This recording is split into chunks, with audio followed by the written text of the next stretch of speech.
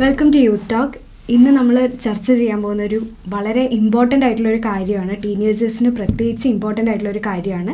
നമുക്ക് നേരെ ക്വസ്റ്റ്യനിലേക്ക് പോകാം. അതിനു മുമ്പ് welcome Prabhat bhai. Thank you. അപ്പോൾ ക്വസ്റ്റ്യനിലേക്ക് കടക്കാം.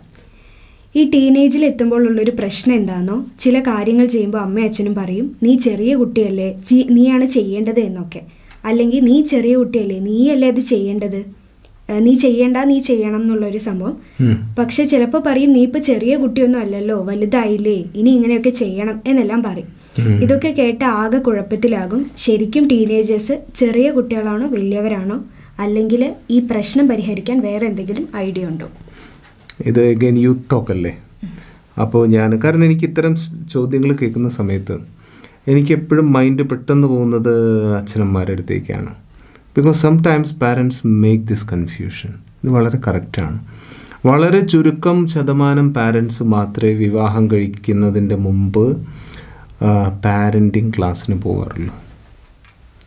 0.1% പോലും ഉണ്ടോയെന്ന് എനിക്കറിയില്ല ഇന്ത്യയിൽ. വിദേശത്ത് പിന്നെയും ഇപ്പോൾ ഒരു മാറ്റം വന്നിട്ടുണ്ട്, ചെറിയൊരു ട്രെൻഡുണ്ട്. ബട്ട് സ്റ്റിൽ അതെവിടെ എത്തിയിട്ടില്ല. ഒരു കുട്ടിയെ വളർത്തുക, ആരോ പറഞ്ഞ് ഞാൻ കേട്ടു, it is A 20-year project. ഇത്തരം വലിയൊരു പ്രൊജക്റ്റിന് 99% അച്ഛനമ്മമാരും മാനസികമായും വൈകാരികമായും തയ്യാറല്ല. This is a big truth. അപ്പം ഞാനിപ്പോൾ യൂത്തിനോടാണ് പറയുന്നത്, നിങ്ങളുടെ അച്ഛനമ്മമാർ ദേ ആർ നോട്ട് കൗൺസിലേഴ്സ്. അവരെ ഒരു എറർ ഉണ്ടാകാൻ സാധ്യതയുള്ള ഒരു ഹ്യൂമൻ ബീയിങ്സായിട്ട് നമ്മൾ കാണണം. പക്ഷെ പലപ്പോഴും ഇവിടെ അച്ഛനമ്മമാർ തന്നെയാണ് ആ ഒരു പ്രോബ്ലം ഉണ്ടാക്കുന്ന അച്ഛനമ്മമാരാണ്. They want to show their perfect side in front of children. കുട്ടികളുടെ മുമ്പിൽ ഞങ്ങളാണ് എല്ലാം എന്ന് കാണിക്കണം എന്ന് അവർക്ക് ആഗ്രഹമുണ്ട്. But they are inadequate, dangerously inadequate for that. അത് യൂത്തിനുള്ള വിഷയം അല്ലെങ്കിൽ പോലും ഞാൻ ഒരു പോയിൻ്റ് അവിടെ എനിക്ക് പറയാൻ ആഗ്രഹമുണ്ട്. ചെറുപ്പം മുതൽ നിങ്ങൾ ഒരു വാല്യൂ ബേസ്ഡ് സിസ്റ്റം ഫോളോ ചെയ്തിട്ടുണ്ടെങ്കിൽ, നമ്മുടെ ശാസ്ത്രങ്ങളിലൊക്കെ പറയുന്നത് പോലെ ഒരു കുട്ടി ജനിക്കുന്നതിൻ്റെ മുമ്പ് നിങ്ങൾ ഒരു വർഷമെങ്കിലും തപസ് ചെയ്തിട്ടുണ്ടെങ്കിൽ നിങ്ങൾക്ക് ഈ എറർ ഇല്ലാതെ തന്നെ ഈ ആശയക്കുഴപ്പത്തിലേക്ക് കുട്ടികളെ കൊണ്ടുവരാതെ വളർത്തിക്കൊണ്ടുവരാം. But for normal parents this is a common thing. പലപ്പോഴും കുട്ടികൾ കൺഫ്യൂസ്ഡ് ആണ്. കുട്ടികളോട് പറയും ഇത് നീ ചെയ്യേണ്ടതായിരുന്നു. പലപ്പോഴും അച്ഛനമ്മമാർ അവിടെ ചിന്തിക്കുന്ന പോലെ ഇത് കുട്ടി ചെയ്യേണ്ടതാണോ, ഇത് ചെയ്യാൻ പാടില്ലാത്തതാണോ. അതുകൊണ്ട് കുട്ടികളോട് എനിക്ക് പറയാനുള്ളത്, നിങ്ങളുടെ അച്ഛൻ ഇവിടെ you blindly follow your father and mother.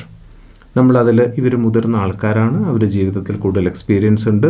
അവരത് വേണ്ടാന്ന് പറയുകയാണെങ്കിൽ ഇറ്റ്സ് ഓക്കെ. ഇനി വേറൊരു സാഹചര്യത്തിൽ നേരത്തെ അവർ പറഞ്ഞു, നേരത്തെ പറഞ്ഞതല്ലല്ലോ ഇപ്പോൾ പറഞ്ഞത്, നേരത്തെ നിങ്ങൾ അങ്ങനെ പറഞ്ഞല്ലോ, അത് ചെയ്യാം. ഇപ്പം നിങ്ങൾ പുതിയ സാഹചര്യം എന്ന് പറയും നിങ്ങളത് ചെയ്യണ്ട. It is a new situation. എനിക്കതിലെല്ലാ വശങ്ങളും അറിയില്ല. പാരൻസിന് അതെല്ലാം അറിയാം. They know better than me. ഇത് നമ്മുടെ ഉള്ളിലുണ്ടെങ്കിൽ വി വോണ്ട് ബി കൺഫ്യൂസ്ഡ്. അതേ കാര്യം തന്നെ ആയിരുന്നു, but this is a new situation. അതുകൊണ്ട് ഇപ്പോൾ അത് വേണ്ട എന്ന് പറയുന്നതിൻ്റെ പിന്നിൽ എന്തെങ്കിലും ഉണ്ടാവും. ശരി, എനിക്കത് ചെയ്യണ്ട, ദാറ്റ്സ് ഓൾ. എൻ്റെ ചോദ്യം ഇതായിരുന്നു, നമ്മളിപ്പോൾ എല്ലാം ചെയ്യാൻ തയ്യാറാവും. ഇത് ചെയ്യണ്ട പറഞ്ഞാൽ ചെയ്യില്ല, ചെയ്യണം പറഞ്ഞാൽ ചെയ്യും. പക്ഷേ ഒരു കൺഫ്യൂഷൻ ഇതാണ്, നമ്മൾ മേജറാണോ അത് മൈനറാണോ, ഇതാണ് ഒരു കൺഫ്യൂഷൻ. നമുക്ക് ഇതിനെ ഐഡൻറ്റിറ്റി ക്രൈസിസ് എന്ന് പറയും. ഇതിൻ്റെ ഒറ്റ വാക്കിൽ ആൻസർ ഞാൻ ആദ്യം തന്നെ പറയാം. നമ്മൾ മൈനറുമാണ്, നമ്മൾ മേജറുമാണ്. നമ്മളെപ്പോഴും ലൈഫിൽ ചില കാര്യങ്ങളിൽ എപ്പോഴും മൈനറാണ്.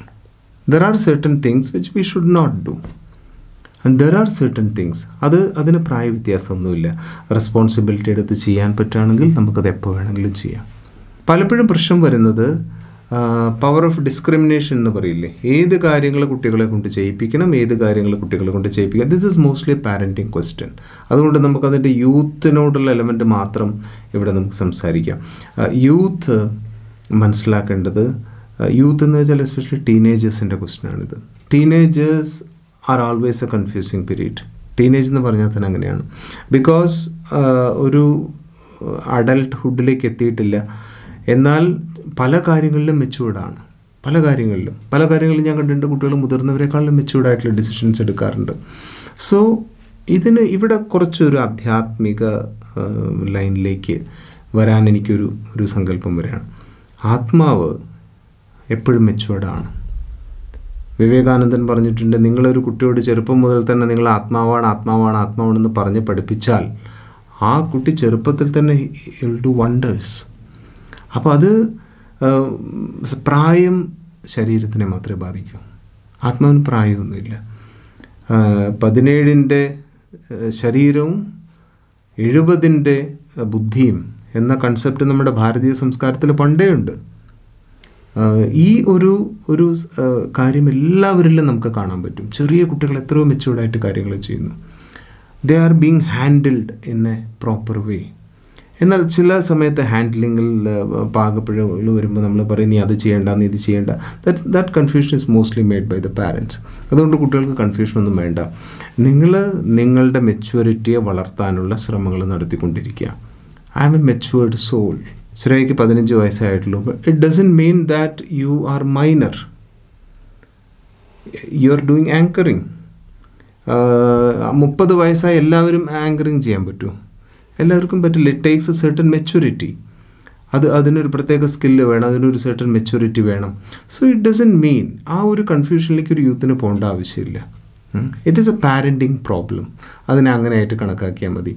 നമ്മൾ എപ്പോഴും പക്വതയുള്ള ഒരു ആത്മാവാണ്. നമ്മൾ ജീവിതത്തിൽ കാണുന്ന കാര്യങ്ങളെ ഒബ്സർവ് ചെയ്യുക, ആൾക്കാരെ ഒബ്സർവ് ചെയ്യുക, പഠിക്കേണ്ടത് പഠിക്കുക, തള്ളേണ്ടതിനെ തള്ളുക, ഇത്രയും ചെയ്ത് മുന്നോട്ട് പോയാൽ മതി.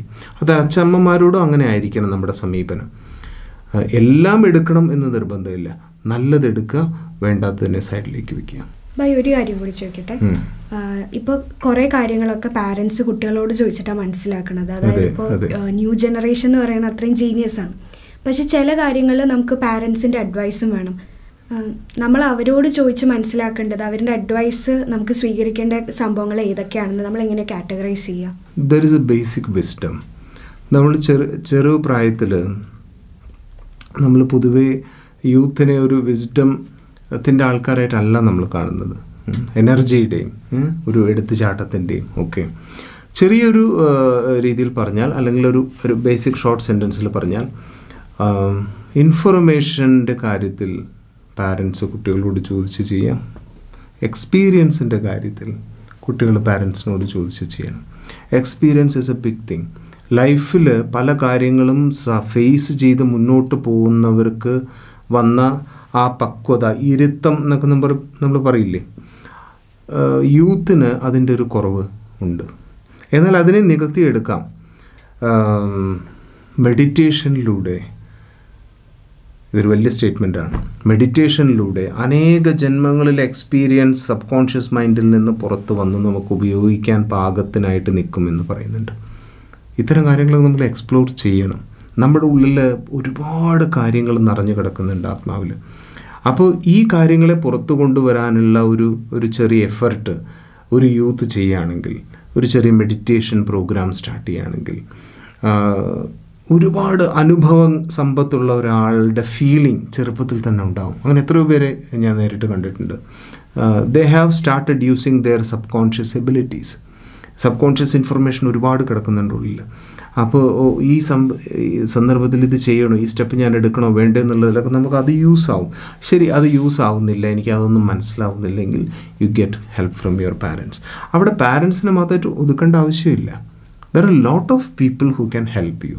ഇവിടെ ഞാനൊരു ജനറലൈസ് ചെയ്ത് പറയുകയാണ്, പാരൻസിൻ്റെ അടുത്ത് നിന്നും കുറേ ഹെൽപ്പ് എടുക്കണം. Why? Because parents are the most, ഈ ലോകത്തിലെ ഏറ്റവും കൂടുതൽ നിങ്ങളെ പ്രതി ശുഭഭാവനയുള്ളവർ നിങ്ങളുടെ പാരൻസാണ്. ഗുഡ് വിഷസിൻ്റെ പവർ വലിയൊരു പവറാണ്. അത് നമ്മൾ എടുക്കുക തന്നെ വേണം. അവർ നമുക്ക് തെറ്റ് ഉണ്ടാക്കുന്ന, മോശമുണ്ടാക്കുന്ന ഒരു കാര്യം അവർ ചെയ്യില്ല.